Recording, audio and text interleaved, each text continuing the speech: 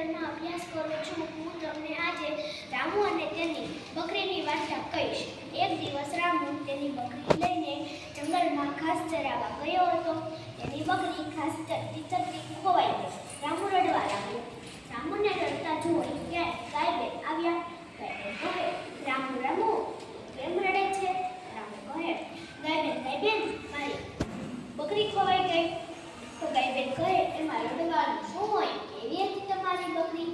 મને કે તો હું તને શોધવા મદદ કરું. તો રામ કહે, ધોળી ધોળી બકરી કાળી કાળી શીંગડી ગળે બાંધી ઘંટડી ટીન ટીન થાય ટીન ટીન થાય. તો ગાયબેન જંગલમાં બકરીને શોધવા ગયા. આખું જંગલ ફરી વળ્યા પણ તોય તેની બકરી ના મળી. ગાયબેન રામુ પાસે આવીને કહે, રામુ રામુ તારી બકરી મને ના મળી. રામુ ફરી રડવા લાગ્યો. ત્યારે એક રામુને રડતા જોઈ એક સસલાભાઈ આવ્યા. સસલાભાઈ કહે, રામુ રામુ કેમ રડે છે? તો રામુ કહે, સસલાભાઈ મારી બકરી ખોવાઈ ગઈ. તો સસલાભાઈ કહે, એમાં રડવાનું શું હોય? કેવી હતી તારી બકરી? તું મને કે તો હું તને શોધવા મદદ કરું. તો રામ કહે, થોડી થોડી બકરી કાળી કાળી શીંગડી ગળે બાંધી ઘંટડી ટીન ટીન થાય ટીન થાય. તો સસલાભાઈ જંગલમાં બકરીને શોધવા ગયા.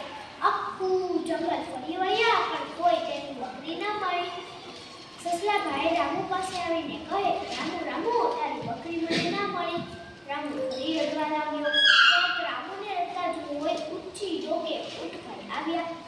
કહે, રામુ રામુ કેમ રડે છે? તો રામુ કહે, ઊંટભાઈ મારી બકરી ખોવાઈ ગઈ. ઊંટભાઈ કહે, એમાં રડવાનું શું હોય? કેવી હતી તારી બકરી? તું મને કે તો હું તને શોધવા મદદ કરું. તો રામુ કહે, થોડી થોડી બકરી કાળી કાળી શીંગડી ગળે બાંધી ઘંટડી થાય થાય. ઊંચી ડોકે ઊંટભાઈ જંગલમાં બકરીને શોધવા ગયા. આખું જંગલ ફરી વળ્યા પણ કોઈ તેની બકરી ના મળી. ઊંટભાઈ રામુ પાસે આવીને કહે, રામુ રામુ તારી બકરી મને ના મળી. રામુ ફરી રડવા લાગ્યો. રામુને રડતા જોઈને ઉઠતા મધમાખી બેન આવ્યા. મધમાખી બેન કહે, રામુ રામુ તું કેમ રડે છે? તો રામુ કહે, મધમાખી બેન મારી બકરી ખોવાઈ ગઈ. તો મધમાખી બેન કહે, એમાં રડવાનું શું હોય? કેવી હતી તમારી બકરી? મને કે તો હું તને શોધવા મદદ કરું. રામુ કહે, થોડી થોડી બકરી કાળી શીંગડી ગળે બાંધી ઘંટડી